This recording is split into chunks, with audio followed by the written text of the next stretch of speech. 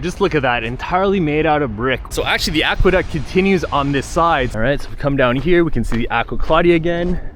This is a very important aqueduct, and that's because it was the first one built since the fall of the Western Roman Empire. It was built by Pope Sixtus V from 1585 to 1587 and spans a length of 24 kilometers from its source in the mountains to the Fountain of Moses on the Quirinial Hill in Rome. Though it was built during the Renaissance, this aqueduct is also ancient because part of its path follows segments of some ancient aqueducts, such as the Aqua Claudia, Aqua Marcia, and the Aqua Alexandrina. In this video, I'll be exploring the outskirts of the city as I do my best to walk the 10 or so kilometer path along this aqueduct from the Park of the Aqueducts all the way to its terminus at the Fountain of Moses inside of the city. So this is the start of the above ground portion of the aqueduct. So ancient Roman aqueducts were actually mostly underground, and that's because they just used the natural terrain that was available. So aqueducts went from a source up high, so usually a spring in the mountains or maybe a river, and they would have to go downhill. So that's because they were powered by gravity. So they just used the natural terrain. So they would start underground, maybe in the mountain,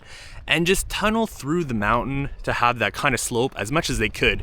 And it was only once they got to a place where there was no more existing terrain that they would actually build aqueduct arches to put the aqueduct on top of. So really, when we say aqueduct, we're talking about the top part that carries the water. What we see, the arches, those are just the aqueduct arches. So there's the remaining bit of the Aqua Claudia, which was built by the Emperor Claudius. So this is actually a stretch of the aqueduct that follows the path of an ancient aqueduct. So we can see the Aqua Marcia, which is the ruined section right above it. So they did this to save money. They already had part of the structure that they could reuse. So the Aqua Marcia actually dates back to around 146 BC or something around there. It was actually funded from money in part by the conquest of both Carthage and Corinth by the Roman Republic. So this was built by the praetor Quintus Marcius Rex, who was an ancestor of Julius Caesar. And this is what remains of it today. So it was one of the most important aqueducts in ancient times.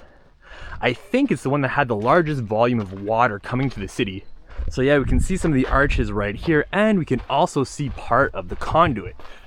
So if we look up here, you can see where the water passed. So we'll notice that it's quite high.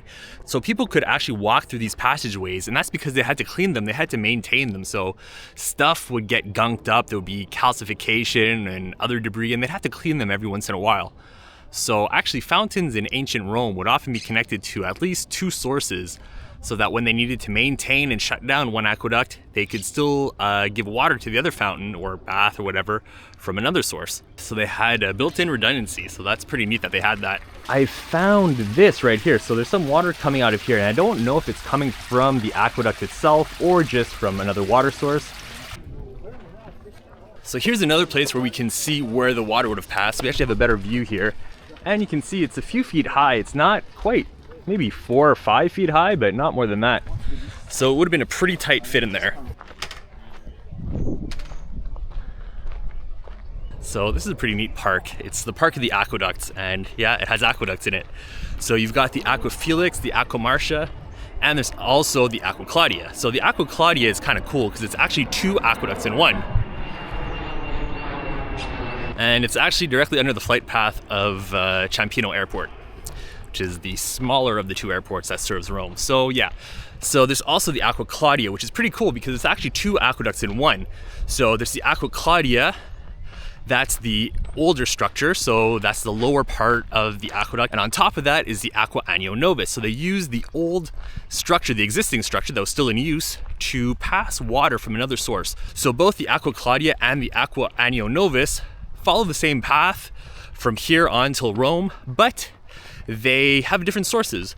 So basically they start off at two different spots and then they meet up, then they go along up until Rome and they go together. But the water doesn't mix, it actually stays separate, which is pretty neat. And I think that's because of maintenance. So let's say you shut off one and you want to be able to clean it, well, you still want the other water to go through. So that might be why they did it. I don't know if there's other reasons. So different aqueducts were actually known for supplying different qualities of water. So some aqueducts might have water that was really good for drinking, whereas others, you weren't so good for drinking. So it might be used for industrial purposes, maybe washing. So they actually did use water for power in Rome.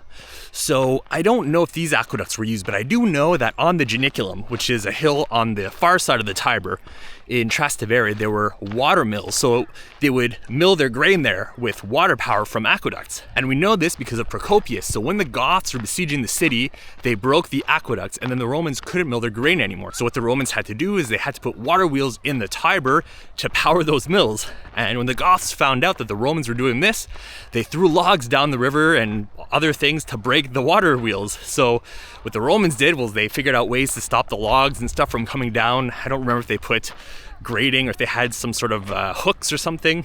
But it's in Procopius if you read his history of the wars. Procopius is a Byzantine source, so he was writing in the 6th century. He was the secretary of the general Belisarius, who was sent by Justinian to reconquer the cities. So he had already reconquered the Exarchate of Carthage, the province of Africa, and then Justinian sent him here to take back Rome, which he succeeded in doing, except the city changed hands several times from Goths to Roman and back and forth.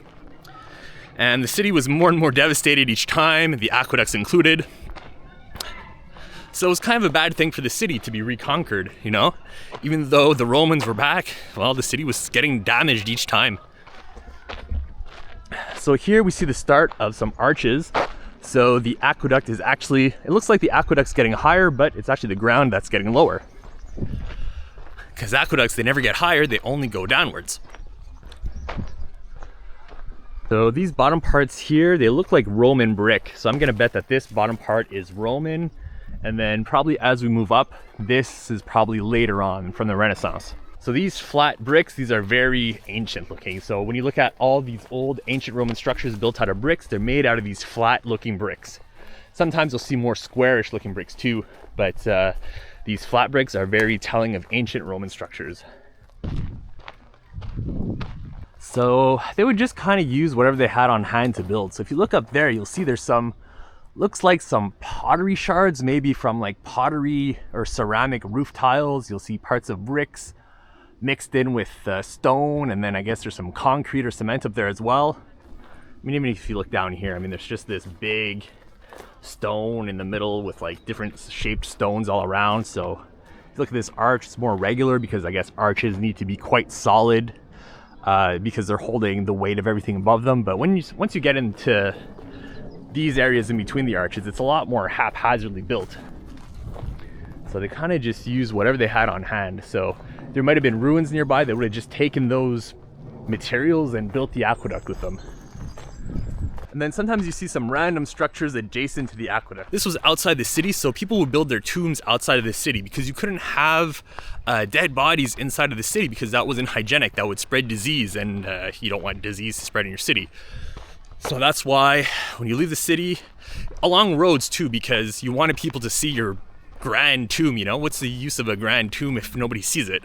So along here and also along the Via Appia, you see some very grand tombs existing. So the Via Appia is maybe a couple of kilometers away from here, but the Via Latina passes very nearby. So I guess you would have probably been able to see the aqueducts quite well from the Via Latina. So actually, if you were walking down the Via Latina in this area, you could turn your head to one side and see the Aqua Marcia, and then if you look the other side, you see the Aqua Claudia, which is pretty neat. You know, you look one side, you're surrounded by aqueducts. I mean, I don't know if the Romans would have been impressed by that. I'm sure they would have been. I'm sure they would have liked the splendor of it.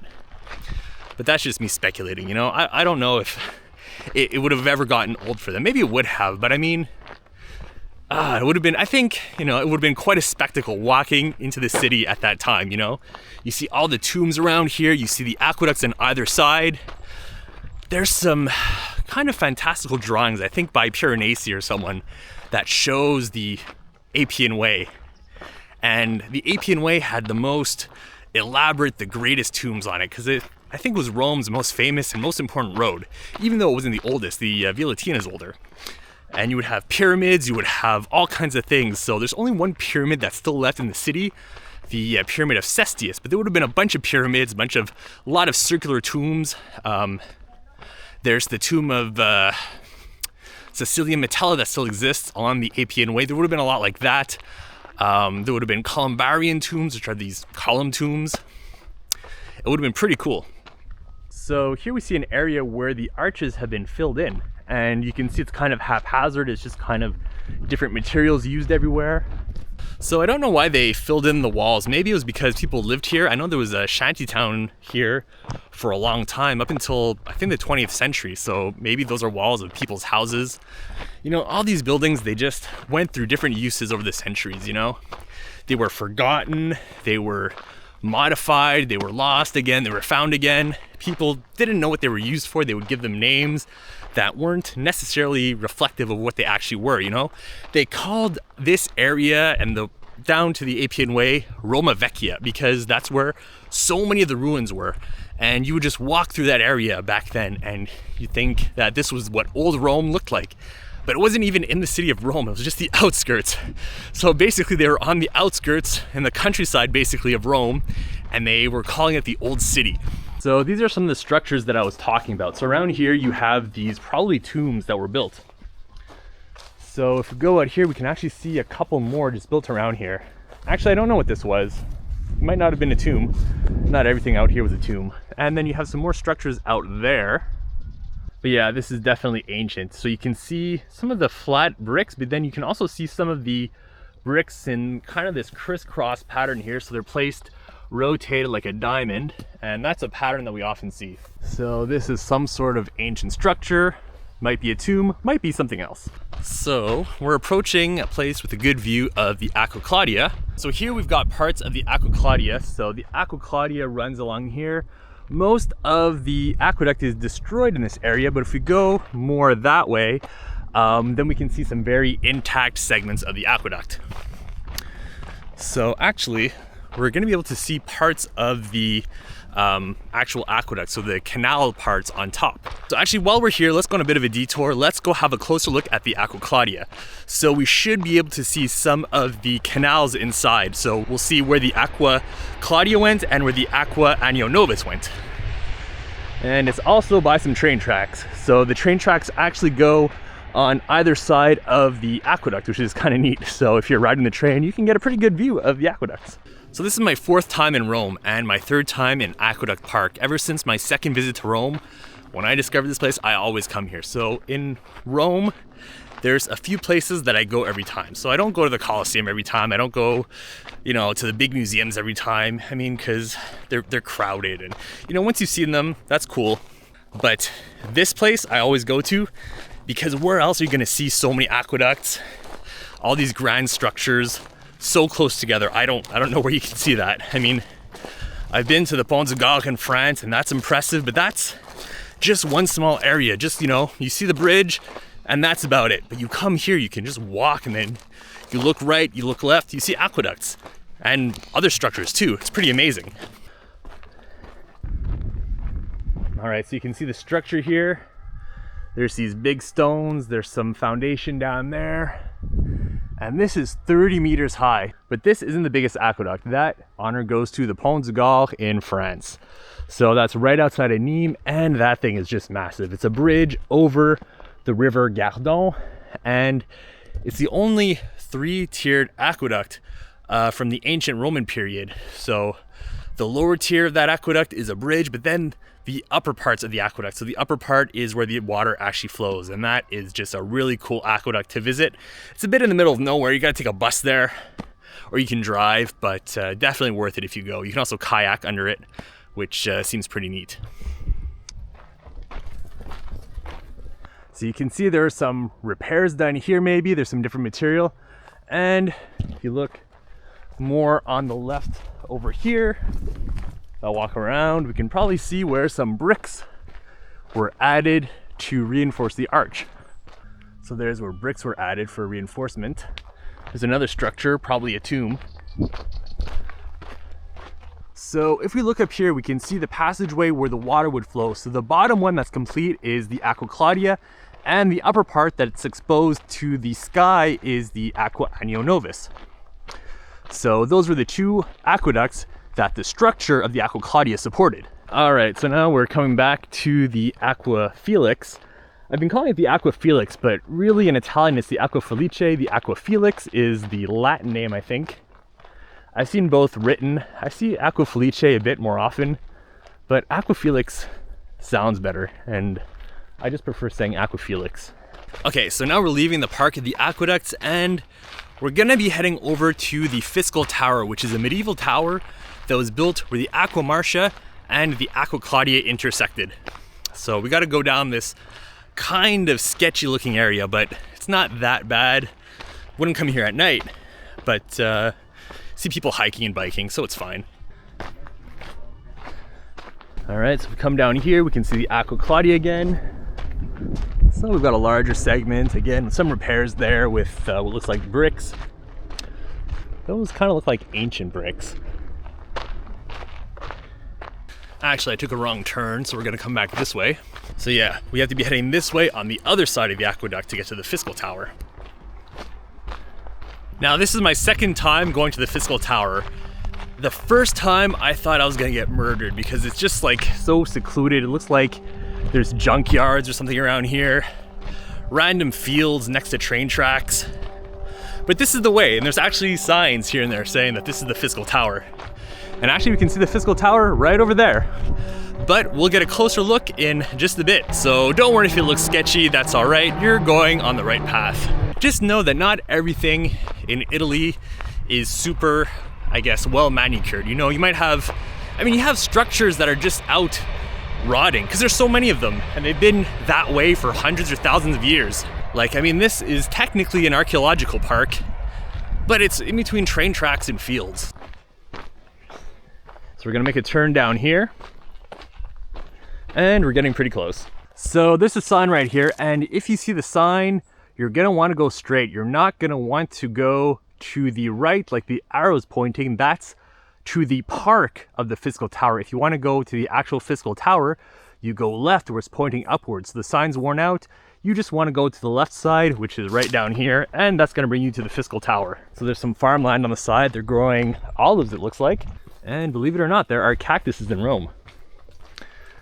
That's something I didn't know before. So yeah, they're definitely growing olives there. They're definitely olive trees. And there's a field there. I don't know what's there, but I have seen some signs in Aqueduct Park, or I guess adjacent to Aqueduct Park, saying that there's actually grazing land for animals and that is private property. So this place still bears traces of what it was in the past, even though they made an archaeological part out of it, even though they want to protect their monuments. There's still people living around here, going about their lives. It's not just ancient monuments and museums, especially out here in the outskirts of Rome, outside of the walls. It's a lot more of the real Rome, or the modern Rome. It's kind of neat because just like the ancient Romans, a lot of them wouldn't eat at home. They'd have breakfast at least, at these restaurants. They grab something and run.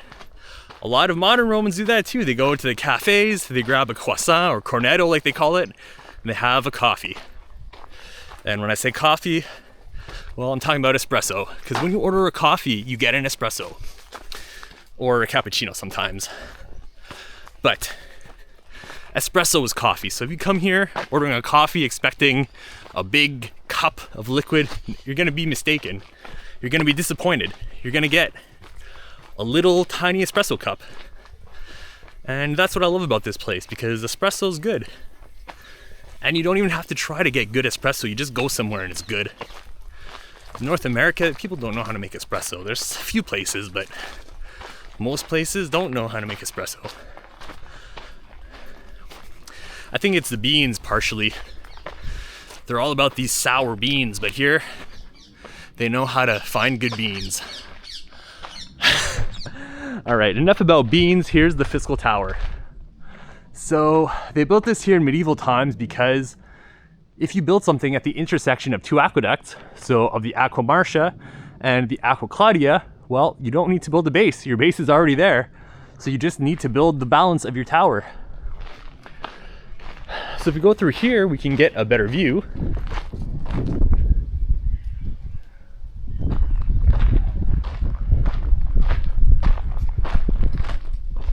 So now we're in an area that has some houses, and here's some more of the structure. So it's very haphazardly put together because they were just taking whatever they had, If they could save some time, save some money, they would. So there you go, that's the Fiscal Tower. And now we have our Aqua Felix again. So the Aqua Marcia would have been here in ancient and medieval times, but by the Renaissance, by 1587, there would have been this new Aqueduct. So actually we can see some structures that have been built here. So someone actually built some sort of like, there's a door there. I'm not gonna get any closer. But yeah, there's a door in there. So these were used. You even see some decorations. If we come along here. Yeah, somebody put up some tiles. There's like a tarp or something and a fence. There's even a hose sticking out here. Would you look at that? You see, so people up until modern times, they were adapting the structures, they were building it, they were using them. So the Goths actually had a fortress around here. So when the Romans retook Rome under Belisarius, the Goths ran away. So basically, they saw the Romans coming, they just went away to get reinforcements, but they were gonna come back. And so, when they were attacking the city again, they broke the aqueducts. That's when they were broken, around the late 530s or early 540s, I think. I don't want to say, let's say 537 or 538, I think. And they actually built a fortress in this area. So the Aqua Claudia and the Aqua Marcia, they would cross each other twice. So there was kind of this sort of, not quite oval, but there was this shape where the two aqueducts met, kind of looks like the shape of an eye, kind of a semicircle with a pointed tip on either side. And within there, they built a fortress. So they would fill up the arches with whatever they could. I think they just filled them up with mud even. And there was a fortress there, and there were 7,000 people in that fortress, 7,000 Gothic soldiers. So Belisarius had about, I think, 15,000 troops. I don't know if that was what was defending Italy, but maybe for all of Italy, he only had a very small army. And the fact that he was able to retake Italy with such a small force, that's quite the accomplishment. So Justinian didn't want to give him too many soldiers because he was afraid that his general would betray him. I don't know if Belisarius was planning to betray Justinian, but we have something called in computing the Byzantine general problem, which is where you have different systems and they're sending information, but some of them could be deceiving you. And that term, I think, dates back to probably this, because this is the most famous case of Byzantine generals being distrustful of each other. There was one general, Narses, and he was a eunuch, and he was tricky. So the Emperor Justinian actually sent him to help Belisarius, but there was some paperwork, and Narses kind of twisted the words of the Emperor to not directly help Belisarius like he should have. This is, I believe, the same Narses that helped end the Nika riots in 532. So these riots in Constantinople, and it was the Blues versus the Greens, which were hippodrome factions. So something between political parties and soccer hooligans, except for chariot races, organized crime. It was really this whole thing. Nothing like it really exists today. But they were called the factions, and they were rebelling. So these were rivals. However, the emperor had sentenced people from each faction to death, and this united the rival gang. You know, imagine people that hate each other teaming up against the emperor, against you. That's scary. These are a lot of bad people trying to overthrow the emperor. So they started the Nika riot, which is really more like a revolt. You know, we call it a riot, but it was a full-fledged revolt. Anyway, 30,000 people died. A large part of the city burned down. Actually, the old Hagia Sophia burned down.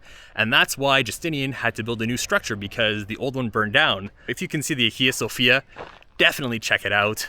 I mean, it is such a beautiful structure that it inspired the Ottoman Turks to basically copy it and build their imperial mosques in the same style over 1,000 years later. So you have the Blue Mosque, that's based off of the Hagia Sophia. It innovates on it a little bit. They add extra domes on the side, but thank God for Narses, because he approached one of the leaders of the factions and paid him off to betray the other faction, or to turn against the other faction, and not try to overthrow the emperor anymore.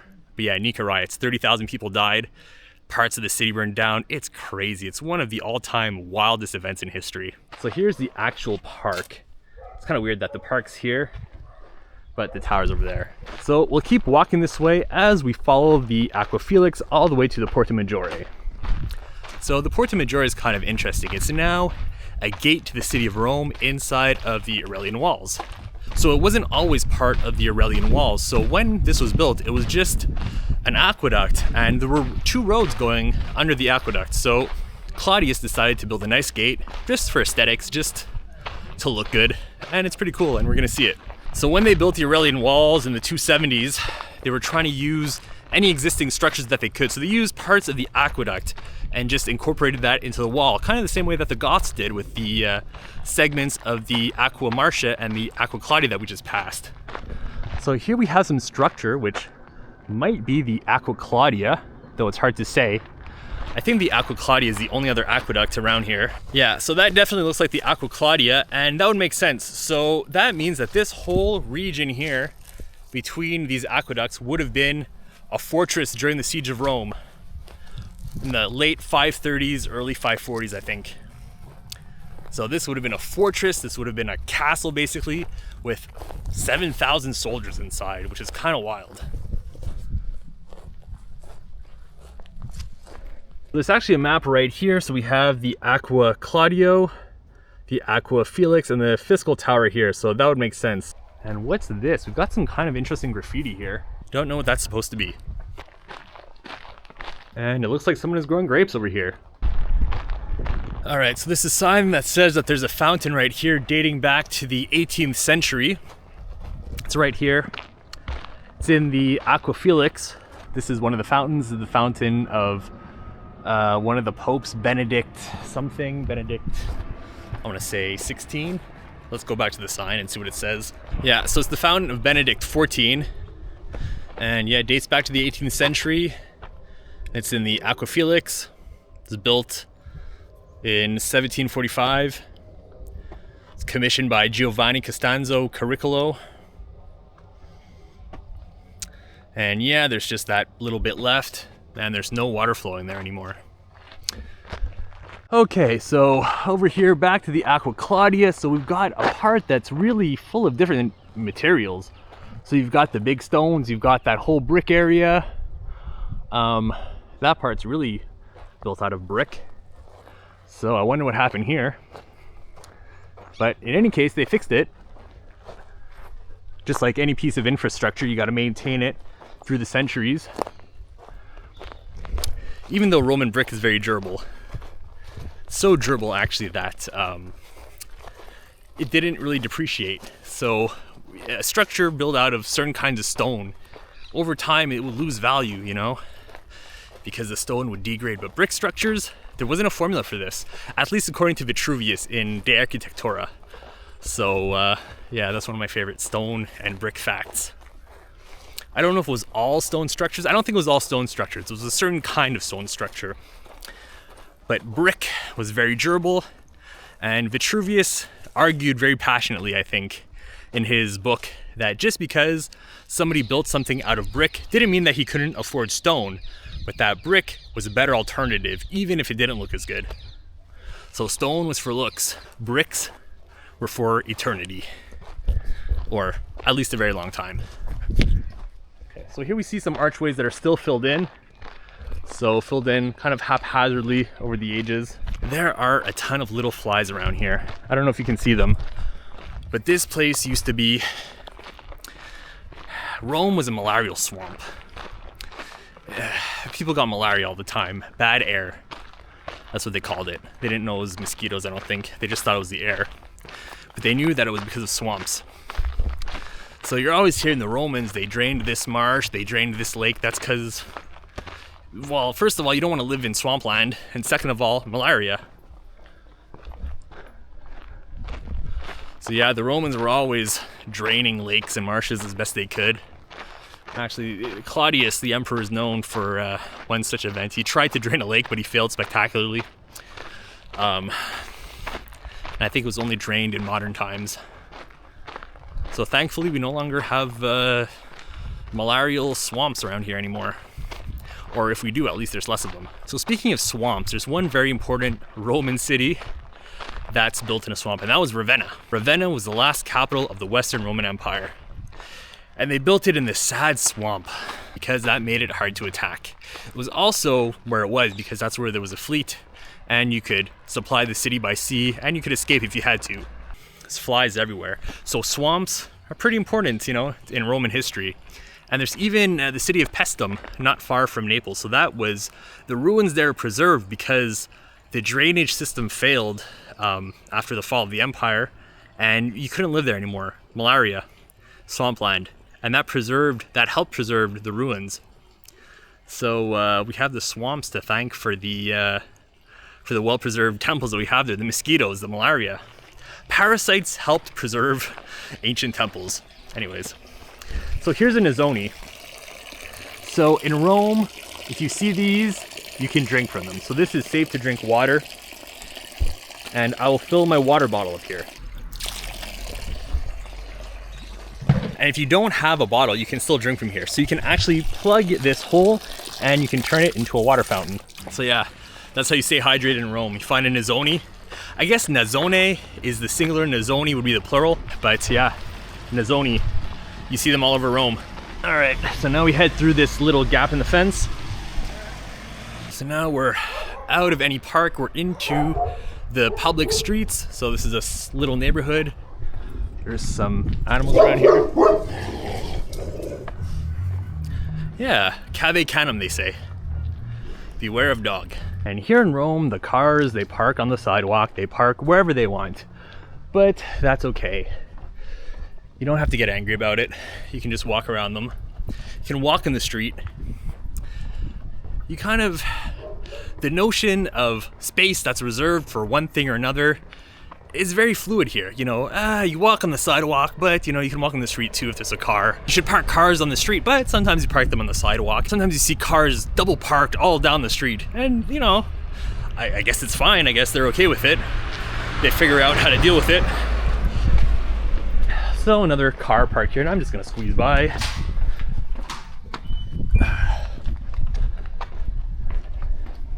You can park facing one way or facing the other. I don't know if this street's one way or two ways. No, it's a two-way street, and you just squeeze by the other car.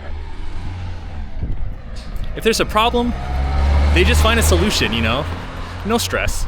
And just in between these two houses, there's some scaffolding around, some ancient structure, probably to help support it so it doesn't fall down. All right, so we actually have a place where cars are driving under the aqueduct.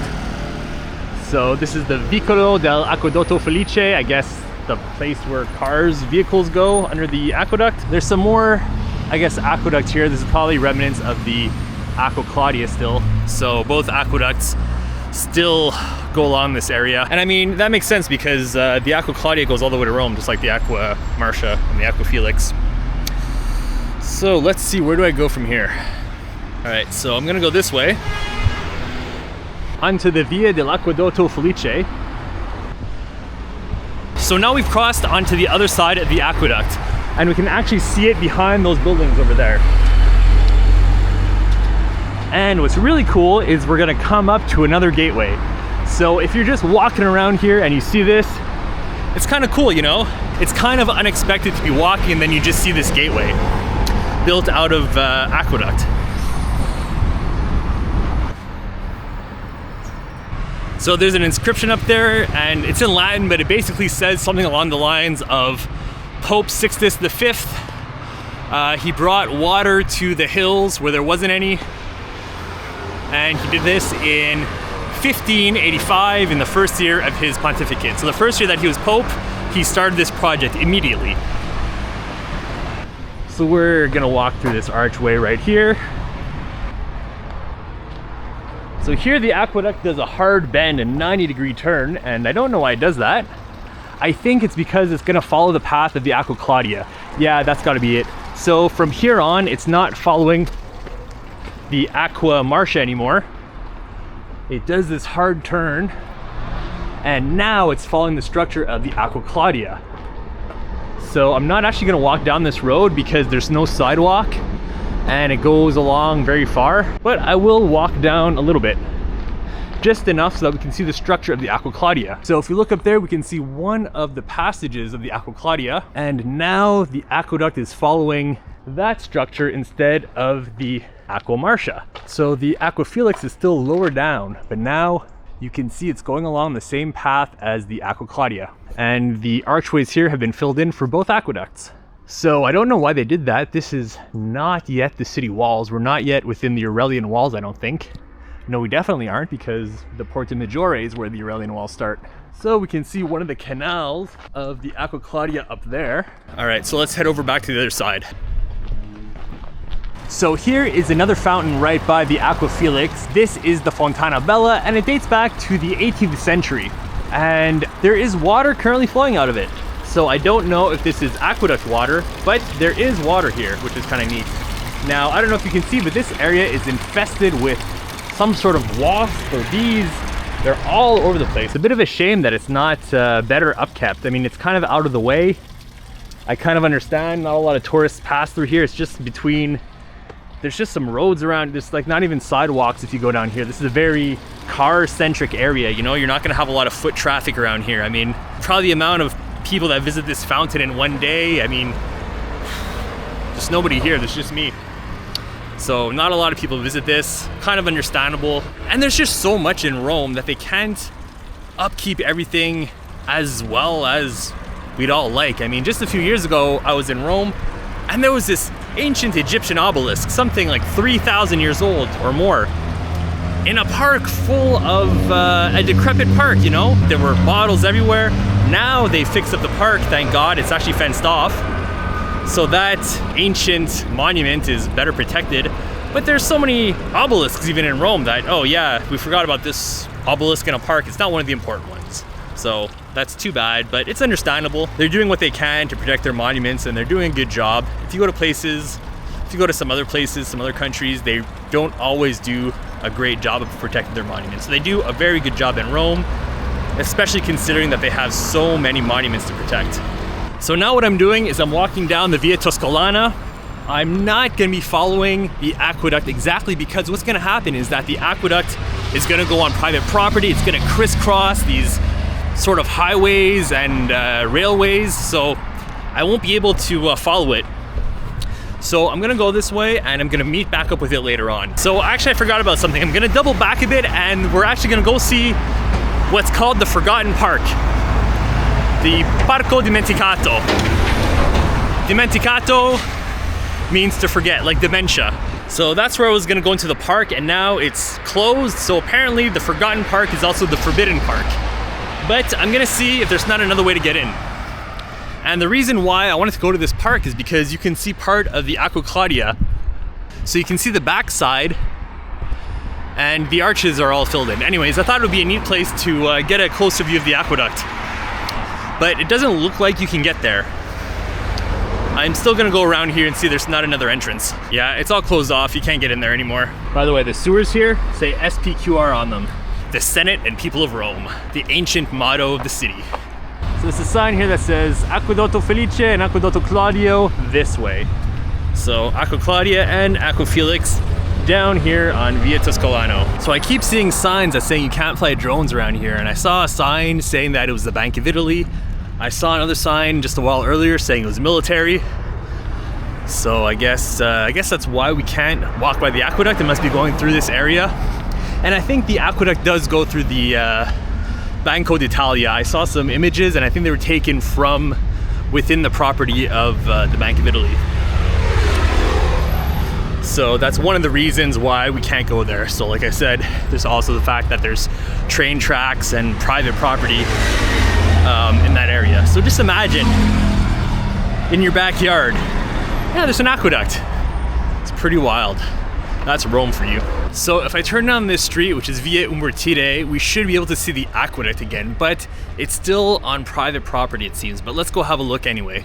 All right, so we can see the aqueduct, but there's a sign that says Vietato l'ingresso. So in my limited Italian, I know that Vietato l'ingresso means that it's forbidden to enter. So I will not be going over there.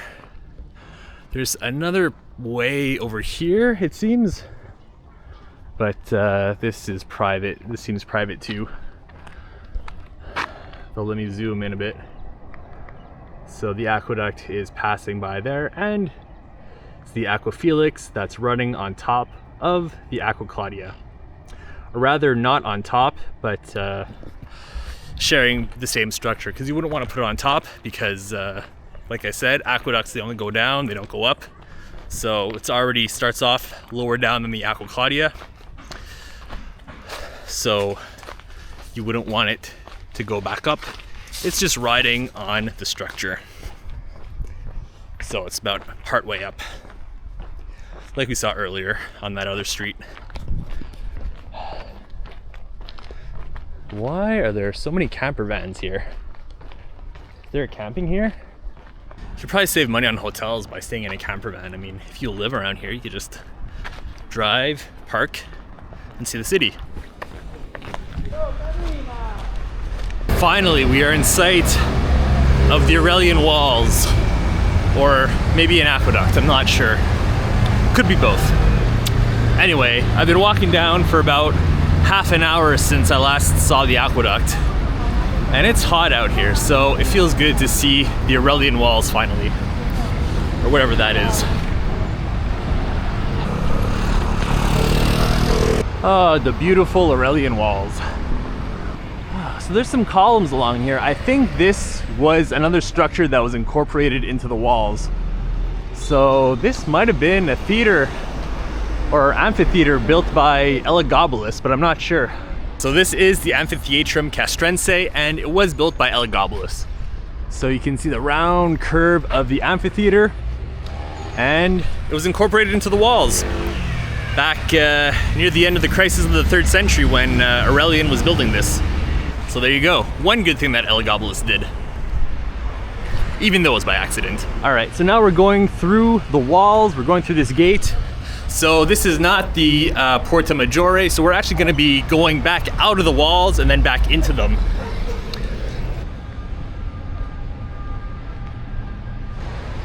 So if we look up there, we can actually see the Aqua Felix again. So we're getting close. We're very close to the Porta Maggiore right now. All right, so there's another aqueduct segment over there that's been turned into a gate, but that's not where we're going. We're going this way. So we're gonna exit this city and then loop back in so that we can see the Porta Maggiore. This, I believe, is the Aqua Felix, going along the arches of the Aqua Claudia still. Just look at that, entirely made out of brick, whatever this is. So this is, I don't know which aqueduct this is. I'll try and find out. So there's a sign over here, and it's talking about Quintus Marcius, who's the praetor that built the Aqua Marcia. I don't know if this is the Aqua Marcia. It looks a bit tall for the Aqua Marcia, but again, we might have been going down in elevation, and this is just what the Aqua Marcia looks like. So I'm not actually sure which one this is. Finally, here we are at the Porta Maggiore. Well, I'll try to find it at a better angle in just a bit, but if you look up here, we can actually see both of the canals of the Aqua Claudia and the Aqua Anio Novus, because this was part of the Aqua Claudia. So then that means that this aqueduct along here needs to be the Aqua Claudia. There's an inscription here, so there's a Roman inscription up here, but it's all overgrown and I can't see what it says. But if we go down, there's a later inscription. Looks like Pope Gregory the 16th. Probably he renovated it. Yeah, so there used to be some sort of there was like a fortification here from the time of the Emperor Honorius. So he fortified this area, believe it or not. That's another emperor that we don't generally consider to be good, that did something good. So sometimes emperors have these reputations. I mean, Elagabalus was terrible, but you know, Honorius wasn't all bad. So yeah, there was the Honorian fortifications, and I believe that there was a pope that removed them, so he might have removed them, or it was another pope. Anyways, Pope Gregory the 16th did something here. So yeah, there we go. This is the Porta Maggiore. Wow. Okay. So yeah, so this was an aqueduct that the Emperor Claudius decided to make look really good around here. So there were no city walls around here at this time, because back then Rome didn't need walls. Rome was so powerful, she had her own Servian walls, but those were old and the city had spread outside of those. So this would have been outside the city proper, but it would have been close to the beginning of the city. So there would have been an important road along here, and Claudius wanted it to look nice, so he made it look like this. And for some reason, there's this structure right here. So that's a tomb dedicated to a baker. So those round things represent ovens. So there was a baker that was successful and he put his tomb right here. And it's right in front of one of the gateways. So I don't know how he got away with that, or why that is, why it's right there when this was an important passageway into the city. Why would you just let someone put a tomb here? I mean, he was an important baker, but geez, I don't know. Oh, and if we look up here, I think we can see them making bread. So there's a little, if you look above the 9 circles, you're gonna see some people. They look like they're working. They look like they're putting bread into ovens. Yeah, so he was an important baker. So there were 2 roads that ran through here, the Via Prenestina and the Via Labicana. So the baker's name was Eurysaces, and he was a freedman. He was born a slave, we think, and then he gained his freedom and he got very wealthy. So this is a plebeian tomb. This guy was not part of the elite. He was wealthy, but he was not part of the, he was not senatorial. He didn't have any ancestors that were consuls or anything like that. So, I mean, I guess you could make it in Rome, even if you started from lowly status. Survivor bias. Rome was still pretty harsh. But I still don't understand why he was just allowed to block the door. All right, so now I understand why he was allowed to have his tomb there, because the tomb was there before the aqueduct. So I guess one road must have gone in through here, and then the other road might have gone in the other side. Because if you look here, it's slanted, yeah. It goes at a diagonal, so there's probably one road inside of each door, and this would have been in the middle of them. So he probably had this built in between the 2 roads. So not only was he a baker that could afford to build a tomb, he probably had it built on purpose between 2 very well-trafficked areas so that everyone would see his tomb. That's my guess anyway.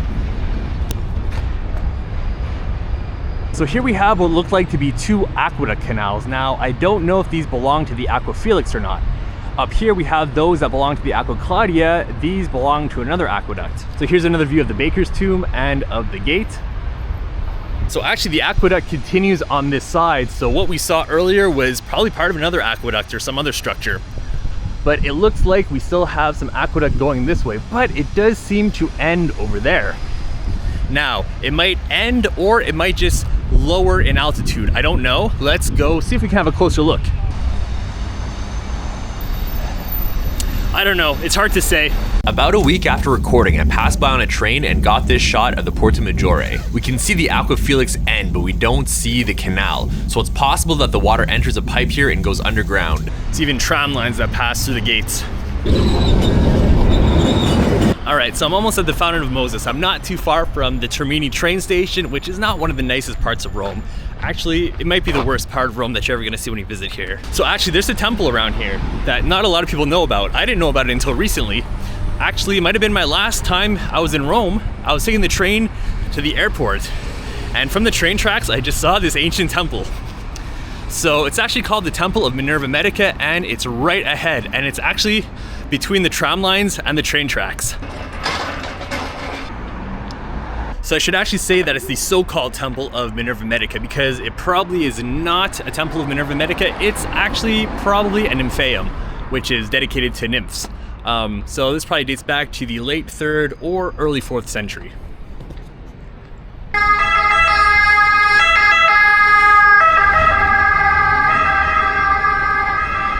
When you're in Rome, you hear those sirens all the time. This area is kind of a dump, and it's a shame because it's the first place that a lot of people see when they get to Rome. I mean, you get out of Termini train station, you turn left towards the McDonald's, and you're like, what the heck is this? I thought Rome was a nice city. I mean, it is a nice city, but the first impression is terrible. It's the worst first impression I've ever had of a city, even though Rome is my favorite city. I love Rome. Okay, so there's actually another aqueduct here. But I'm not gonna go there because that park has a lot of homeless people in it. So here's Termini, it's a train station, also a bus station. So we're almost there. Now we're close to the Repubblica metro station, and we can see the Baths of Diocletian. So this is now a church to St. Mary and the Angels and the Martyrs, but it was built in one of the remaining portions of the Baths of Diocletian, which were the largest baths ever built in the Roman Empire. Church is pretty notable because the inside was designed by Michelangelo, and there's actually a sort of solar calendar type thing inside. So they have a method of calculating the date of Easter, as well as finding the position of the North Star. So there's these holes in the ceiling, and at a certain time of the year, it'll light up part of the floor, and there's markings, and they can tell when Easter's gonna be and where the North Star is. So though the area does need a little bit of help, they did fix up this park. So this park 2 years ago was here, and the park was a dump, but they've since cleaned it up. They've put a fence around it now, so you can't actually go there unless they open it up. But you do see an ancient Egyptian obelisk up there, so it's good that they're protecting their ancient monuments. So they have done some good progress in this respect. And here's more baths of Diocletian. This is Piazza della Repubblica, and here's a close-up of the baths of Diocletian. So here's a planetarium in one of the buildings of the baths of Diocletian. Because the baths of Diocletian were enormous, they encompassed this whole area, including that piazza over there. So the Piazza della Repubblica was the entryway into the baths. So there were structures all around here, but only some of the structures remain. Another Nizzoni, there's a lot of these in Rome. And here we are at the Fountain of Moses. So that is Moses in the middle, even though he looks kind of like a Greek god. He looks like he could be Zeus or something, or maybe Jupiter, a Roman god. Either way, this is Moses. This is a Christian-themed fountain. A lot of fountains in Rome are pagan in their theme, even though they're built in the Renaissance and the Baroque period, but this one shows Christian imagery. So it's kind of, I wouldn't say necessarily unique, but it's more rare. If you think of the famous fountains of Rome, the Fountain of Trevi, the Fountain of the Four Rivers, those are all pagan in their imagery. So there you have it. That was the Fountain of Moses, the terminus of the Aqua Felice or Aqua Felix. So I hope you enjoyed watching this video, and if you did, then please consider subscribing and activating notifications. Thank you for watching.